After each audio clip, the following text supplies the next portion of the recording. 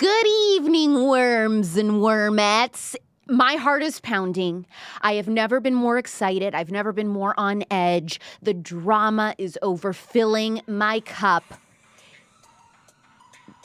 This happened again, like third week in a row. Sorry, that was my laptop noise. Okay, the drama is overfilling. This is huge.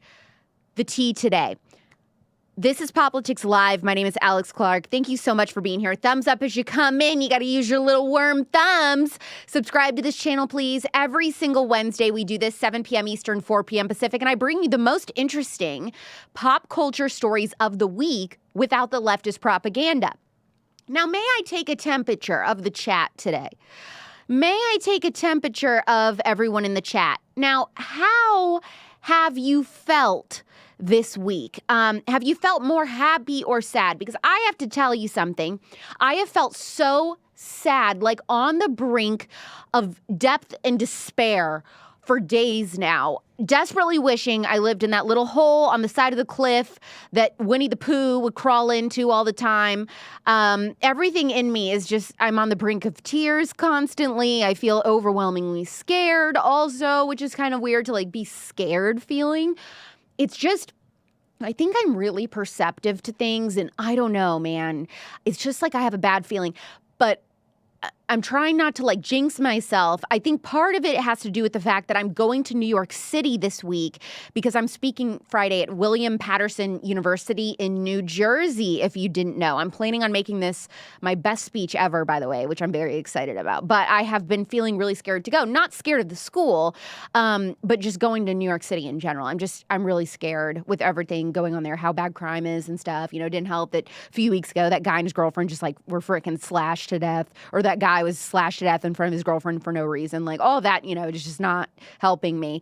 But by the way, if you live anywhere around there in the New York City, New Jersey area, and you want to go to this event Friday, DM me on Instagram at @RealAlexClark. I'll give you the link to RSVP. The tickets are free, but you do need to put yourself on the list. So now, speaking of little life updates and, you know, feeling like sad, do you like updates, chat? Of what I'm up to, you know, what I've been diving into. Do you like life updates, yay or nay? Tell me in the chat, because this is why it's very helpful for you to be watching Poplitics Live on YouTube, Real Alex Clark, so that we can get real-time feedback in the chat, yay or nay. So, oh no, I just exited out of the chat. Hold on. I have to pull it back up. So tell me how you've been feeling. One, good, happy week for you, sad week for you. And then I think also, number one, I'm scared going to New York City, but also scared. And I've been there a million times. It's just now I'm scared. You know, I also have the same feeling lately about anytime I've been to LA. I'm terrified the whole time. Like I'm very on edge if I'm actually downtown. And I would feel the same way if I was asked to go to Memphis. You know what I mean? Like New Orleans, any of those places, I think I would be really scared. But also besides that, do you like any life updates, or if I should just go into the stories? Because I can just go into stories if you want. Okay, it looks like everybody's saying yes. So let me tell you two other things. Two small things that I'm excited about recently in my personal life. Okay, so it's not an ad. This is not an ad. I signed up to start getting a physical copy of the Epoch Times newspaper delivered to me. I don't know what has gotten into me. I just, all of a sudden the other night, I'm laying in bed at like literally about to go to sleep. And you know, that's when you get your best ideas. And I was like, oh, there's something so cool, girl, about having a real newspaper to look at. So I like go to the Epoch Times website, and then I type in decide, I think it gets delivered on Thursdays or something. So I'm like so excited that on maybe on Friday mornings when I have my little yogurt and my bee pollen and stuff, if I could look at a real newspaper. I don't know. I'm just really excited about it. And they're like the only newspaper I would trust.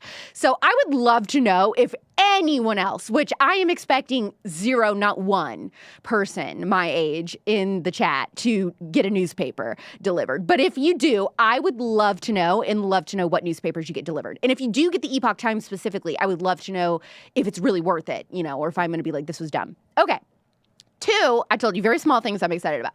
Two, one of my New Year's resolutions, yes, I am already getting started on it, but one of my New Year's resolutions, and I think the only ones that you can follow through are the ones that you start about now, is to build out a capsule wardrobe where everything can be mixed and matched and go together for the most part. I had this big aha moment recently that whenever I do buy clothes, it's basically only for special events. So the only things I own, nobody believes me, the only things that I own are like random cocktail dresses, gowns, a few band tees, and then like some special coats. I do not own clothes. I do not own clothes.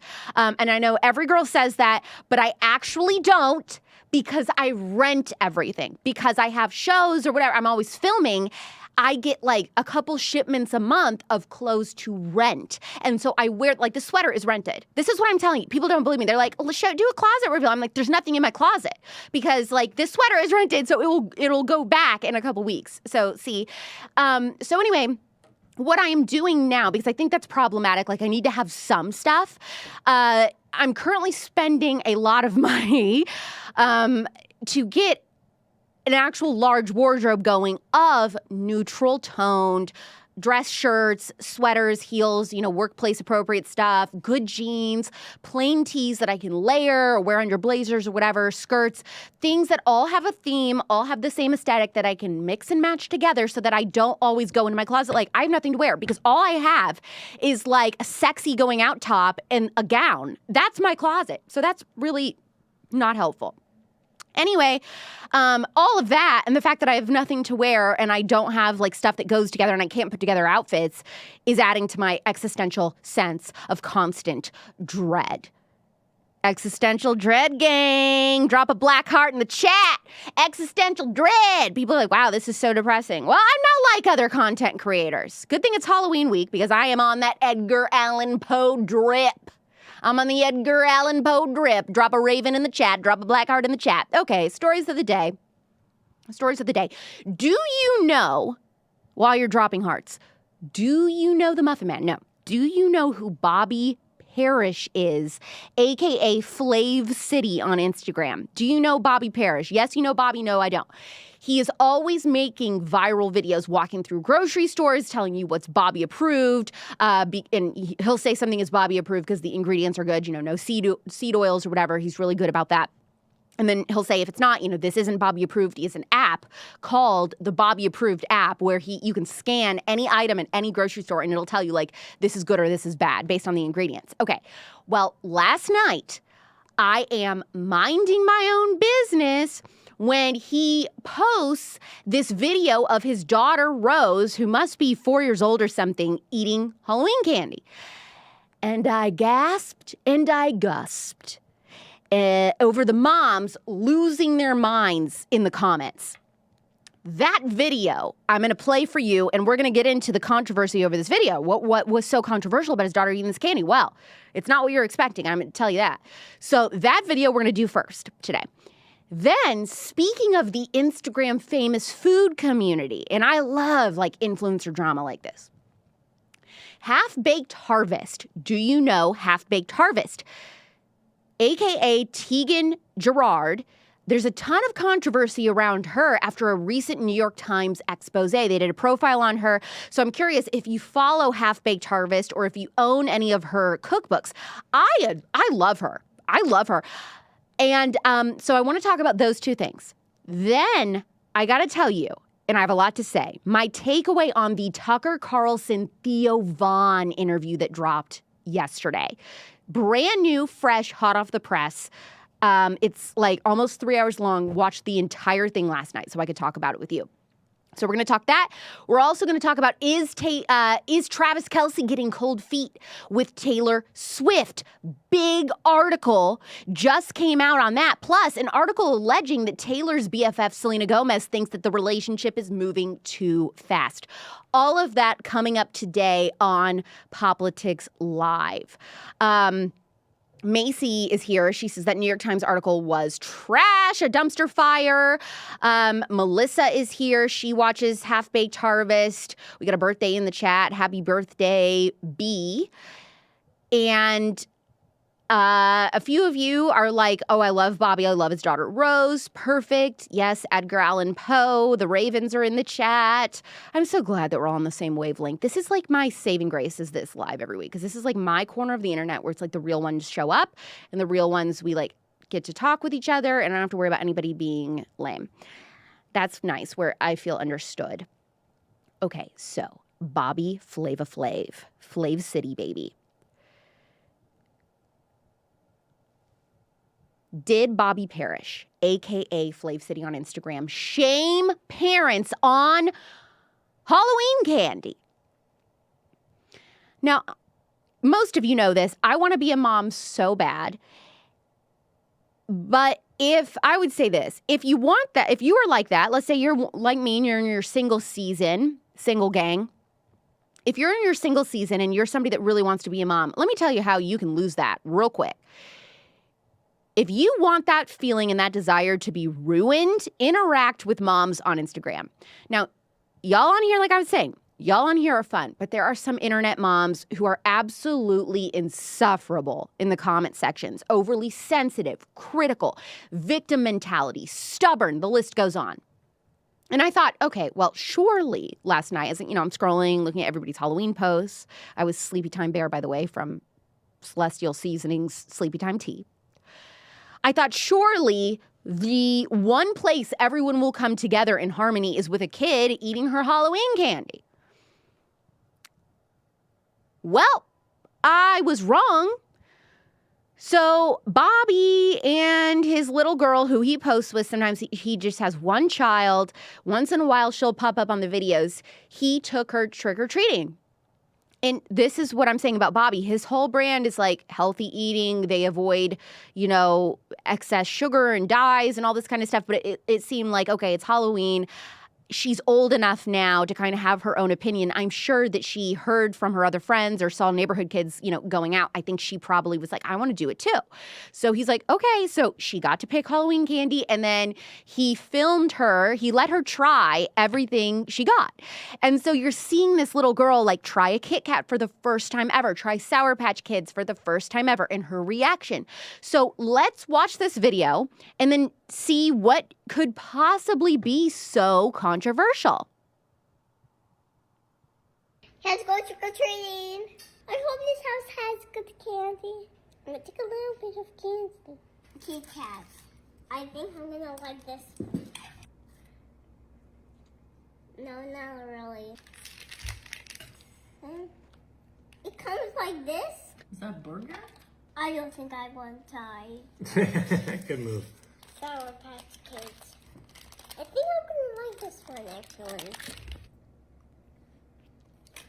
Now I can take a bite of it and Theo. What are these? Skittles.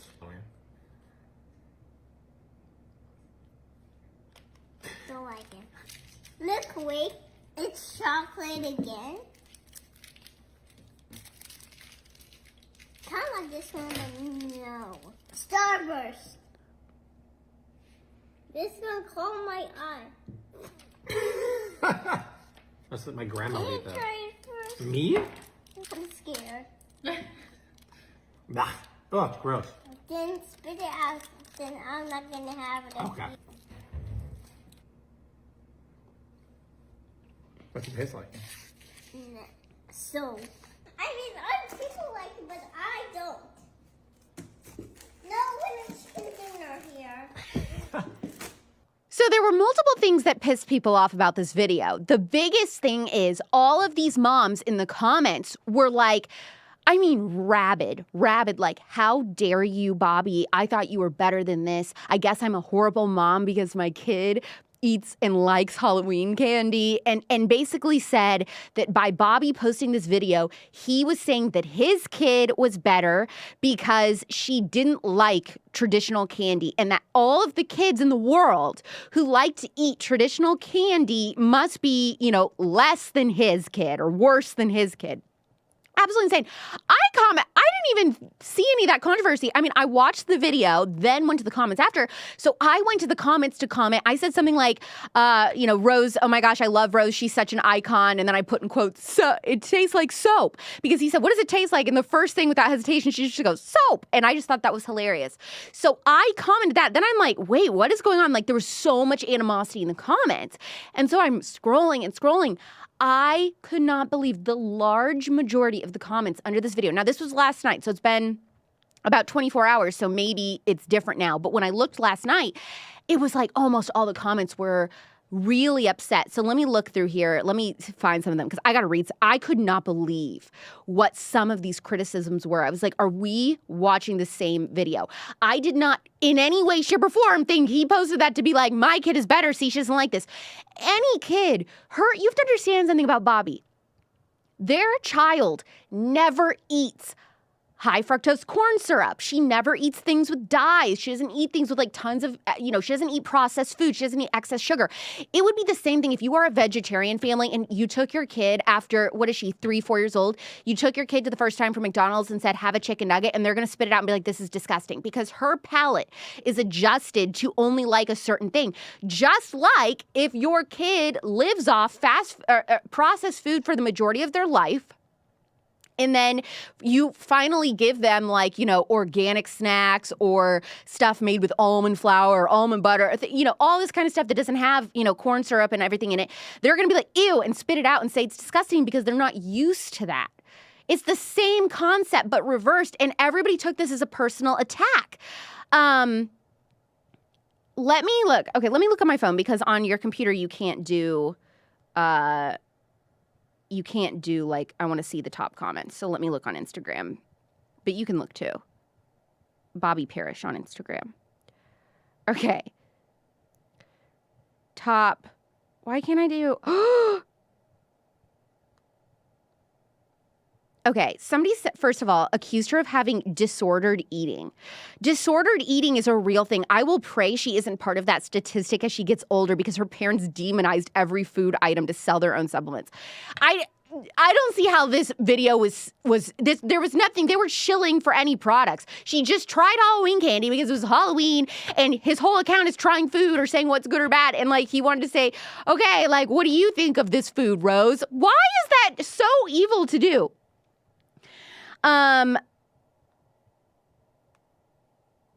This person, when you create content, what's your end goal? What is the point of this one? I want to try to understand. There's no big point. It's called entertainment. It's not that deep. It's a kid who never eats traditional Halloween candy trying Halloween candy. What do you mean? What's the deeper meaning? I'm looking for something like, there's some kind of gotcha to this? I have to keep going. See, this person understands. She said, well, this is how I feel when I try and drink soda now. I used to love it, but I stopped drinking it, so now it's gross. I mean, talk to somebody who shifted from drinking regular Coke or Pepsi to Diet Coke or Pepsi. They will tell you a regular Coke or Pepsi is disgusting because they're not used to that taste of sugar anymore. This is what I mean by moms on the internet need to be locked, some of them in a padded room. I am worried for some of these people. Why did she go trick-or-treating if she doesn't like candy? What a waste. And then you throw it out. Sorry, this is not a good thing to teach kids. Why bother go trick-or-treating? That has 123 likes.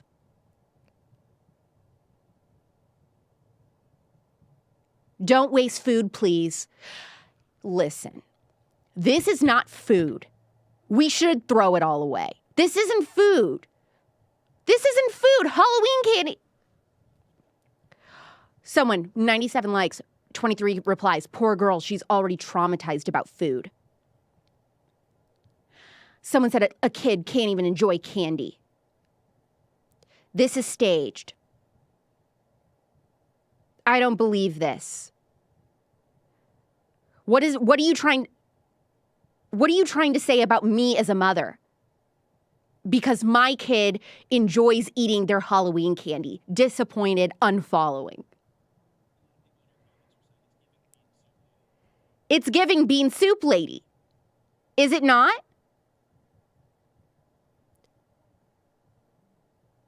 Just like everybody else on the internet, Bobby has to jump on the mom shaming train. The lack of common sense from adults is astounding.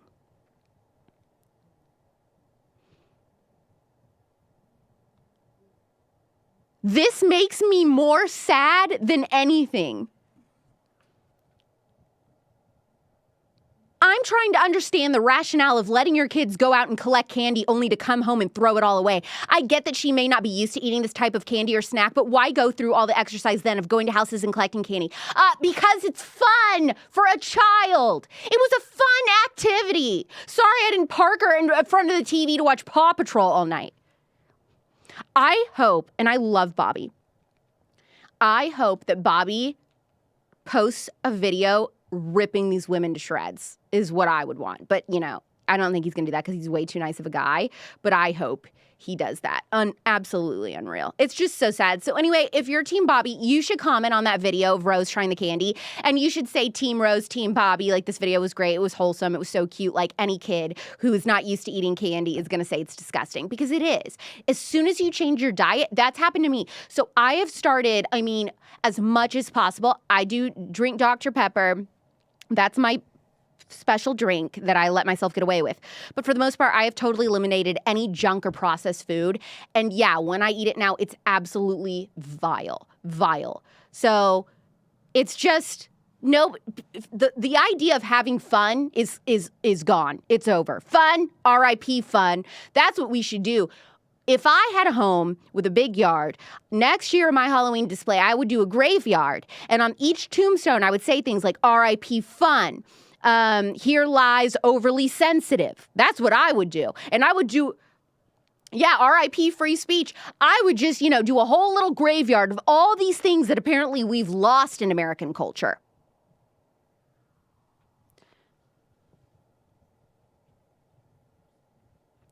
Some are saying suggested opinion because one of those candies, she said, I'm scared to try this because it looked like it had filling and stuff. She's like, you got to try it first. And then he said, ew. So then she said, ew. But everything else is clearly, her opinion. Like, he didn't say anything. She just tried it and spit it out.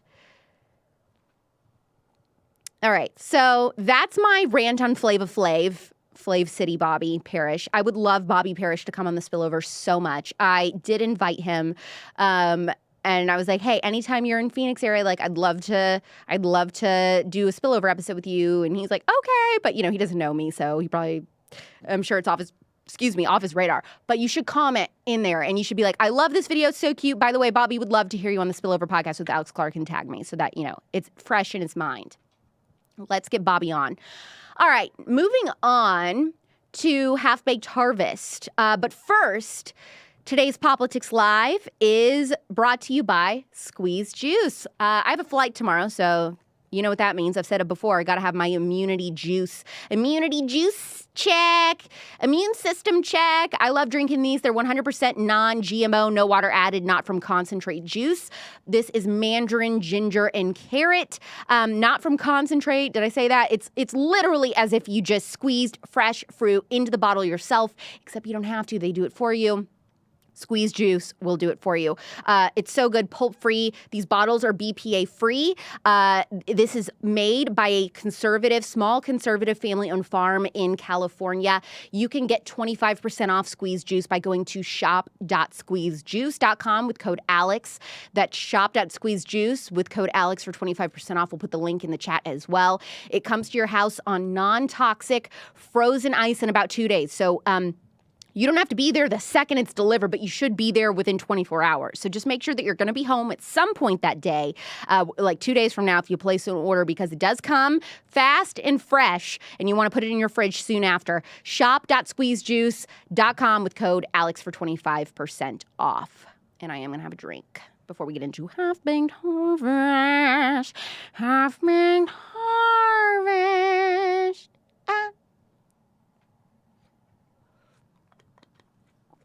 Some of my favorite cookbooks are Half-Baked Harvest. It's a food blog. If you don't know, it's an Instagram account ran by a 30-year-old woman, same age as me, Tieghan Gerard. And I'm not sure how someone can be so polarizing like she is from just existing, essentially, and then posting recipes. Literally, she never does anything besides that. Like, this girl does not post anything. She doesn't post political views, as I'm pretty sure. I've never seen. I've followed her for years. She posts nothing but food. And everyone somehow has an opinion on her, specifically her weight. There's a New York Times article that was just posted. It's a profile on her. Here's what she had to say about the constant speculation on her weight and if she has an eating disorder. So before I read this, I want editors, if you can show some of the pictures I provided of her full body so you can just see what she looks like for context. So in this article, Gerard insisted that she does not have an eating disorder, despite the hundreds of comments that she receives on a day-to-day basis suggesting otherwise. She explained that she has long suffered from social anxiety and separation anxiety, which she has been treating privately. And to cope with her stress, she throws herself into work, admittedly often forgetting to eat and sleep. Now, that's interesting because some people might say, well, that's her soft admittance. Like, yeah, I do have an eating disorder. She's kind of blaming it on stress and I forget to eat or whatever. But, like, I don't know. I'm anxious to see what you guys have to say. Article continues. In fact, Gerard's anxiety has kept her living this was really surprising. Gerard's anxiety has kept her living just a few hundred yards from her family for nearly her entire life. While the influencer, who boasts over 5 million followers on Instagram, tried going to fashion school in LA, she quickly dropped out to homesickness. Her own mother said it's unfortunate that people feel entitled to comment on someone being underweight when they would never do that if the person was overweight. Facts. Mom for the win on this. I mean, I get the same type of comments, not as often as she does. I mean, she's thinner than me, but I am very, very tiny too. People usually meet me in real life and say I'm even smaller than you think I am because I'm only 5'4". And yeah, I mean, she is a little smaller than me, but I have never... It's just when I say this, it pisses people off. So I understand like what she goes through. But like I just have never weighed more than like about 116 pounds is what I've been at my heaviest my entire life. So I virtually have not changed in size since I was like a freaking middle schooler. So I get comments all the time of being like, eat a burger. Alex Clark has anorexia or something. It's like, hilarious because all I do is freaking snack and eat. And I'm the girl. I am totally the girl in my friend group. I'm the one ordering steak at dinner. I'm getting 2 dozen oysters. Like, you know what I mean? Like, I am always eating. I'm always, what's the food at the party? Like, I really care about that. But I get it. It's such a weird double standard for girls who are naturally on the thinner side. And I also think there's something culturally, like, nobody says anything when a chef is fat. Like, when you work in food like that, like, you know, think of like Paula Deen or something back in the day. Like, you know, if you're a heavier set person that works in the food industry, nobody complains or says anything. But if you're skinny, then it's like, well, you know, you're not eating and all this. I don't know. It's hard for me because I'm naturally very, very thin. So it's like, does she have an eating disorder? Is it just how she is? I don't know. She also, the New York Times article brings up, she was also once accused of cultural appropriation for mispronouncing the name of a Vietnamese dish and not making it exactly how Vietnamese people make it, I guess. I mean, boo-hoo, cry me a river. Well, that right there is just ridiculous. That's just the stupidest thing I've ever heard. I mean, so she has no controversy except for the way that she looks, essentially, is what I think is interesting. So I am curious from the chat, if you follow her, what you think. Stephanie says, Alex, you don't look unwell, but her skin doesn't look well. I guarantee you she's under 90 pounds. It's totally different than you. Also, people say stuff to fat people literally constantly. Jocelyn says there's a different picture where she's wearing a black dress. You can see her ribs. It does worry me. Grace says she is such a wholesome person. She literally eats all of her recipes on camera for her daily stories and is really family-oriented. Some people have health issues or they're just skinny. Jennifer said anxiety can be caused by under-eating, especially protein deficiency. That is true. That is true. A lot of people that are like, I'm always like upset or whatever, it's like they're living off processed food. They're not getting enough protein. You know, maybe she should try like a beef organ supplement. Macy says, my best friend in high school was her size and she ate like a baby hippo. Well, baby hippo gang rise. Po gang, hippo gang. Justine says she does look pretty skinny, but I would assume she's naturally thin, but how could you possibly know? I mean, that's the thing. Like, let's say that Half-Baked Harvest does have an eating disorder she struggles with, right? Are you like the anonymous people in the comments dragging her, being like, make a statement, you skank? You know, is that what's going to change her and prompt her to get help? No. It's going to be her family and friends privately, you know, helping her out and stuff. Like, we're not going to do anything. So it's just kind of like, whatever, man. Amanda says, I'm a hefty lady. I've also been skinny, and I have yo-yoed my whole life with my weight, but have heard comments about fat cooks, about how they definitely love their own food. It's about health, not size.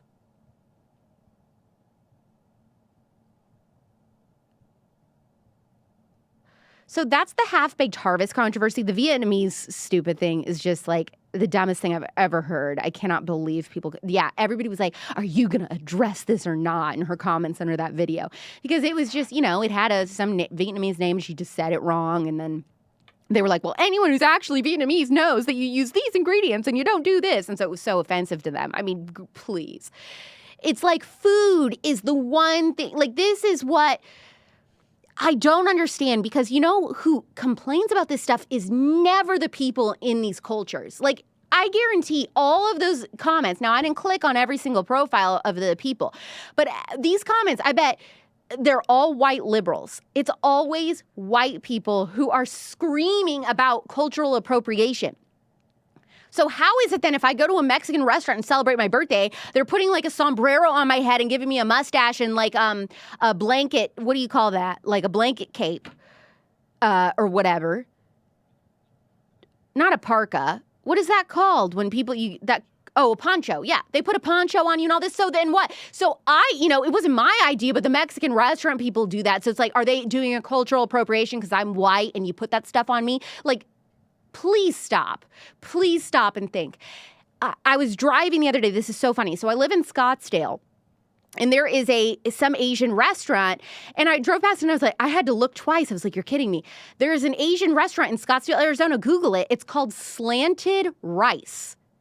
Now, if I started that restaurant as a white person, you and I know I would be immediately torched on Yelp, accused of racism and all this kind of stuff.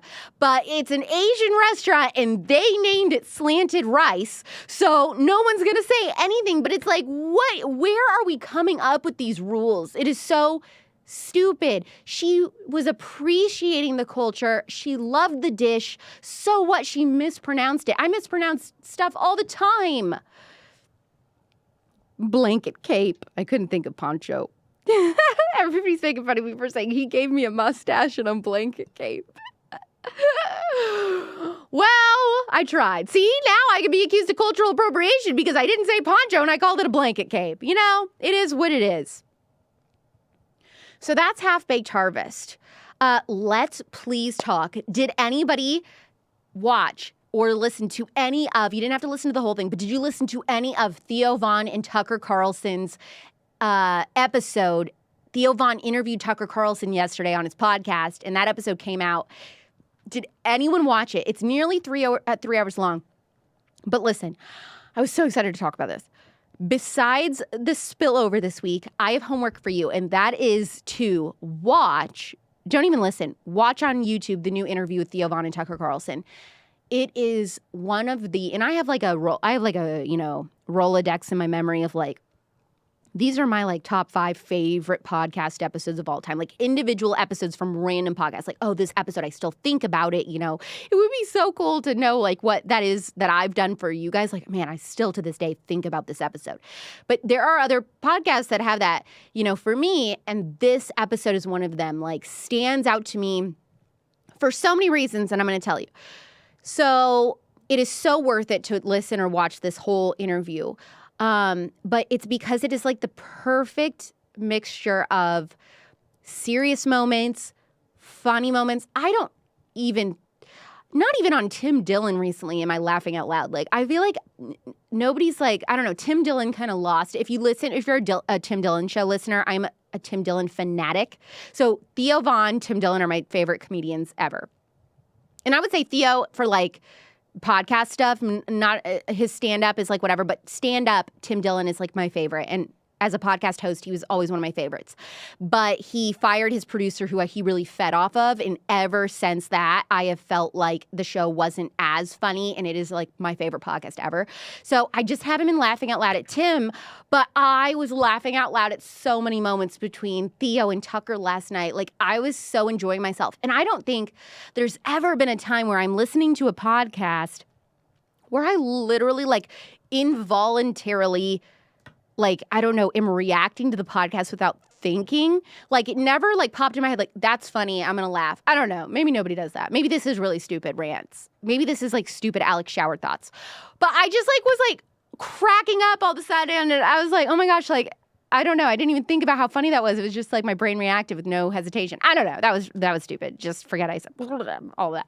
But oh, it was so good. And then there were so many deep moments and stuff I learned about Tucker that I had never heard. And, you know, Theo Von and Tucker Carlson are my two, like, favorite people on the planet. So both of them together on an episode was just so kismet. And it was just listening to it. I think I also listen to podcasts differently and interviews differently because as somebody who interviews people for a living, like, I always want to be better. And I look at how other people, you know, ask questions and things to like grow myself as an interviewer. And Tucker is so interesting. And he is my bucket list person to interview on the Spillover because he really challenges you as an interviewer. I mean, he is he has an answer to everything. He is so smart. He is so witty. He is so funny. And there was one moment in the podcast where Theo is so caught off guard by like the pace of the conversation that he literally is like, I don't know where to go with this next. And so he kept it in there of him being like, yeah, man, like, I'm trying to figure out where to take this conversation. Like, I don't even know what to say now because Tucker is the king of being a conversationalist, you know, even more than Theo. And I think Theo is somebody who always has something to say. But I thought it was interesting Theo kept that in. I think me, as a host, I would have told my editors to take that part out because I would have said it made me look weak as an interviewer that I like didn't know what to say. And that happens all the time.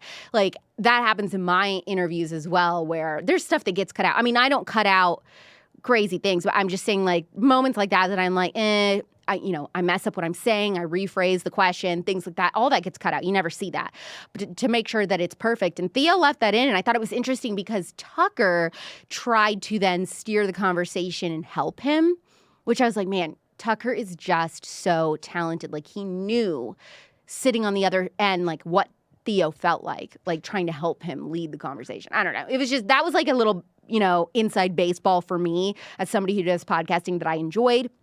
But it was funny. It was smart. Anyway, I have like 3 short clips that were like some of my favorite parts of the interview. Now, it's like 3 hours long, like I told you, so there's a million things that are good. But I'm not going to bore you with a bunch of that. So I am just going to show you these 3 clips. So here's the first thing that was powerful that I loved in the interview. The only thing that enrages me is when you hear people say, you know, you must believe me. I have no obligation to believe anybody. You have an obligation, if you want me to believe you, to prove what you're saying. Right. And I have a right to ask simple, fair questions. How do you know that? How can I trust that? And if you don't give me those answers, then I just don't believe you. And I don't have to believe you. And if your recourse is, you're a bad person for not believing me, f*** you. That's my response. F*** you. And especially in this case. Mic drop moment, right? Then he went on an epic rant about architecture, which before you play this, this is like something I have been thinking about a lot recently, and I am in such agreement with Tucker. So I have been thinking about this, about like, why is architecture so ugly all of a sudden? Like, there has to be a reason. I know it's deeper than just this is cheaper or whatever. It's like, what happened? We just stopped making our cities look beautiful. And Tucker, of course, brings this up, or maybe Theo brought it up, but they get into this topic. And I mean, the conversation goes way longer than this short clip. I picked a very short section of it. But it's so good because, of course, Tucker Carlson has this really fascinating, deep answer. There is a reason why our cities are becoming ugly. Here's his opinion. You've got a lot of great public architecture in Louisiana. None of it has been built since Huey Long was murdered, okay? So why is that? And it's been replaced by disposable garbage in the dollar store. I'm sorry to single them out, but they are a symbol of it. It's so intentionally ugly. Box stores are so ugly. You're like, there's got to be a purpose behind, architecture exists for a reason. You're sending a message when you build a building, when you build anything. And the message of box stores and dollar stores and of the DMV is, you mean nothing. We're not going to spend any time or any energy trying to elevate you or please your senses or build anything beautiful. It's ugly on purpose to let you know that you mean nothing. Absolutely powerful, right? And it's like, dude, I never even thought about that. That's what I loved about this interview. There were so many moments as a listener that I was like, oh my gosh, I've never thought about that. Like, Tucker Carlson is the one and only person. So we have so many people. Okay, actually, there's two. We, Turning Point USA hosts these huge events where we host like the biggest speakers in the conservative movement. Our next event coming up in December is America Fest, which you can get a discount on your tickets, amfest.com with code RealAlexClark or code POPLITICS, I believe. And we host all these speakers. And a lot of these people, they come to several of the events. So I've heard them speak a million times, and it's kind of like the same thing. But there are two people that, even though I work here, I am like, I have to be in the room when they speak. And I will like change my whole schedule. I'll say I can't do interviews at this time. I can't, do a news hit, whatever. I can't do a meet and greet. I have to be in the audience for two people, Tucker and Allie Beth Stuckey. Every time they say stuff that is so profound and pierces my heart and my soul in a way that I never stop thinking about it. It stays with me for the rest of my life. It resonates with me deep in my mind. And those are my two people. I'd love to know if you've been to a Turning Point event. You should if you haven't. But if you have, who that is for you, especially if you've been to more than one. Like, I have to always see this person speak because, man, they're so good. And that's just, Megyn Kelly did an interview with Tucker Carlson like last year, I think.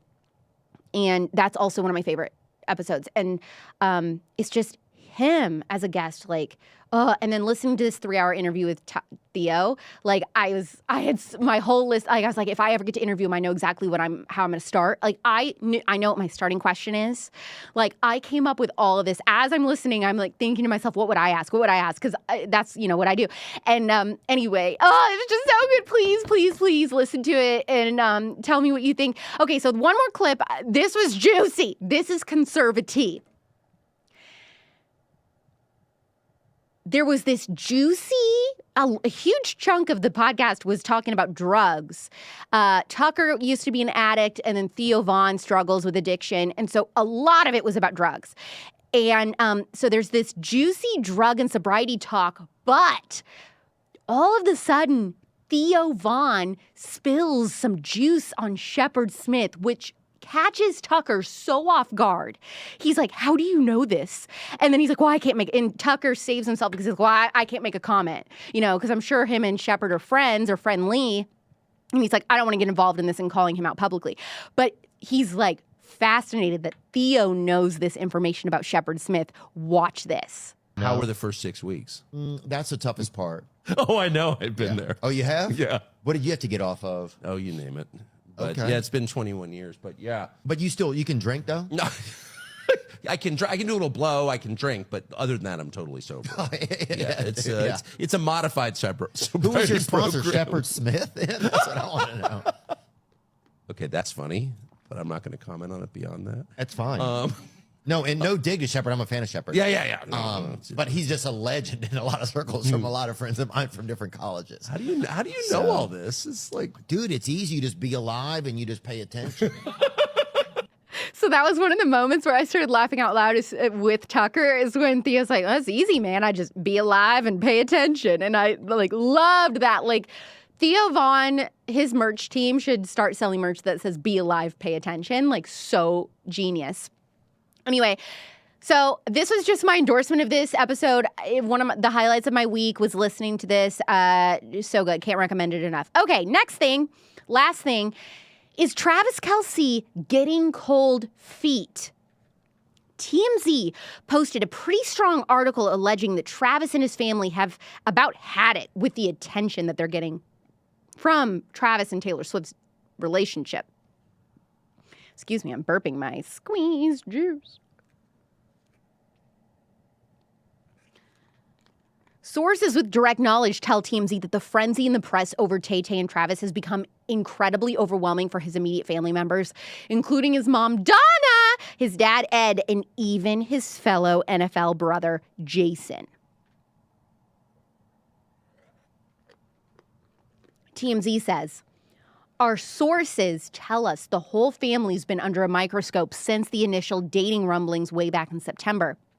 And they've all been getting blown up nonstop on their personal phones and on social media since Trav and Tay went public as a couple.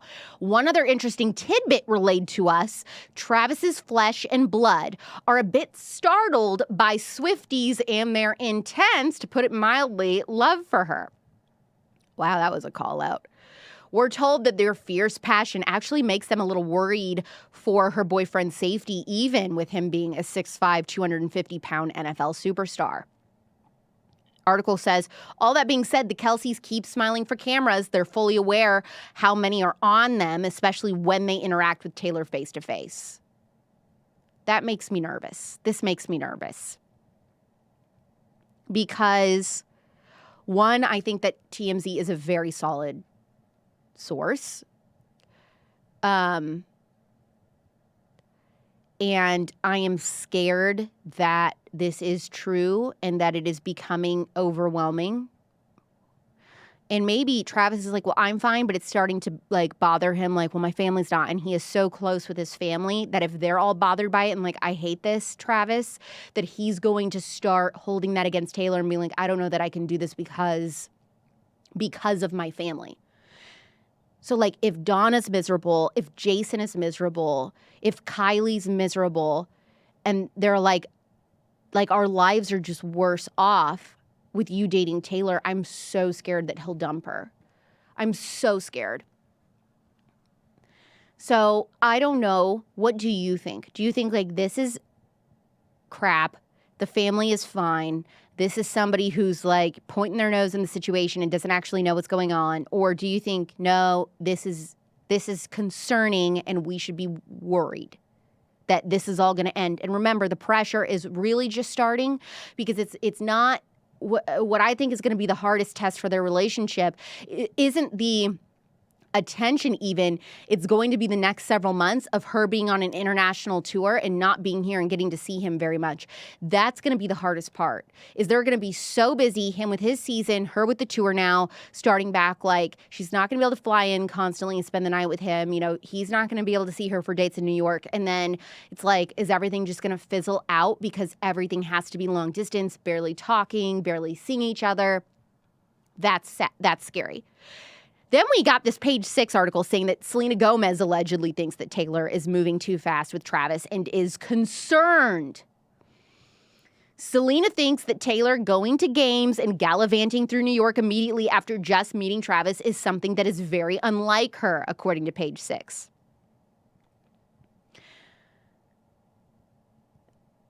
Is it unlike Taylor is what I want to say, because compared to her most recent relationship with Joe Alwyn, yes. Compared to every other relationship Taylor has had, no. Selena, I want everyone to remember this. So Selena and Taylor are best friends. Selena is OG in Taylor's life. Her and Taylor have been best friends since 2008. That is 15 years of friendship. She was around when Taylor was posting bikini kissing pics with that second-rate DJ, a.k.a. Calvin Harris. So everyone should save it, really, because in my opinion, Selena has seen way worse than this with way less respectable men when it comes to Taylor. And when it comes to like, well, she never does this. She never posts publicly. No, she didn't with Joe. Everybody else she did. Tom Hiddleston, we had candidates. They were walking around in public together and doing crazy stuff. Tom Hiddleston was wearing a I Love TS shirt, like in the ocean or a pool or something. I mean, kissing pictures, straddling Calvin Harris in bikinis, all of this kind of stuff. She had candidates with Maddie Healy. Hello. That was quick.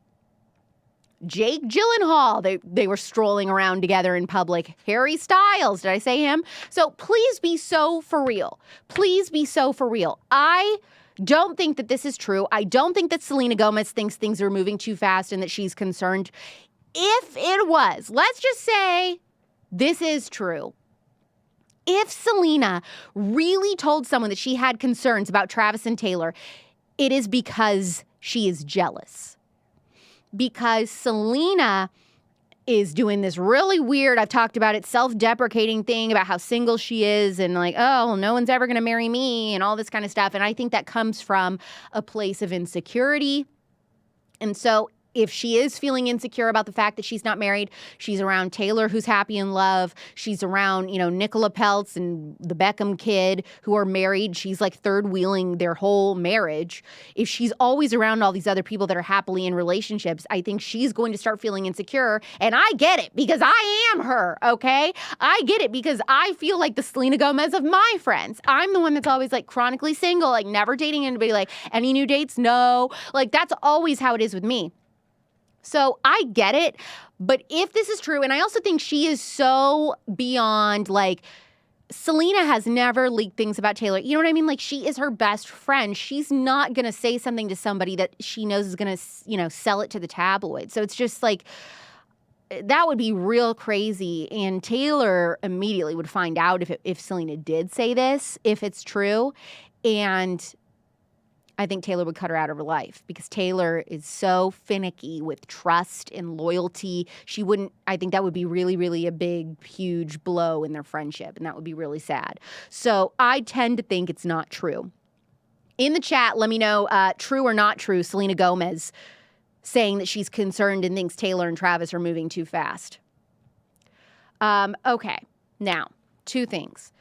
Don't forget, Friday, if you live in the New York City area or New Jersey, I am speaking at William Patterson University. If you want to go, tickets are free, but you do need to RSVP. DM me on Instagram at RealAlexClark for the link.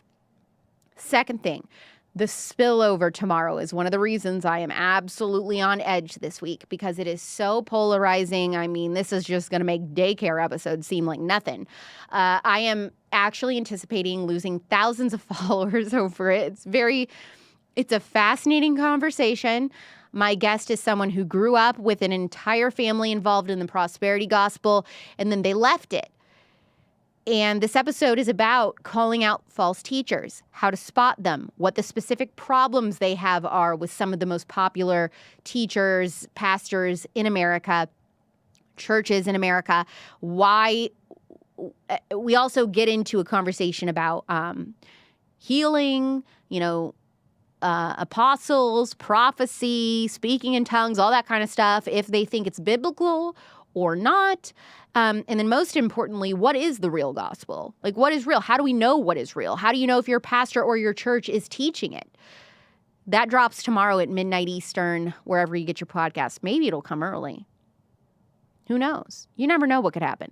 But it will be a really juicy one also to watch on Real Alex Clark YouTube. Did you thumbs up this video? Yeah, I forgot to say earlier, I think thumbs up, or maybe I did. No, I did. Worm thumbs, use your worm thumbs up this video. If you came in later, please subscribe to Real Alex Clark on YouTube. Subscribe to this channel if you're listening on podcast. Please do that. I will see you next Wednesday, 4 p.m. Pacific, 7 p.m. Eastern. It's Pop Culture Without the Propaganda. Every Wednesday, I'm Alex Clark, and this is Poplitics. Get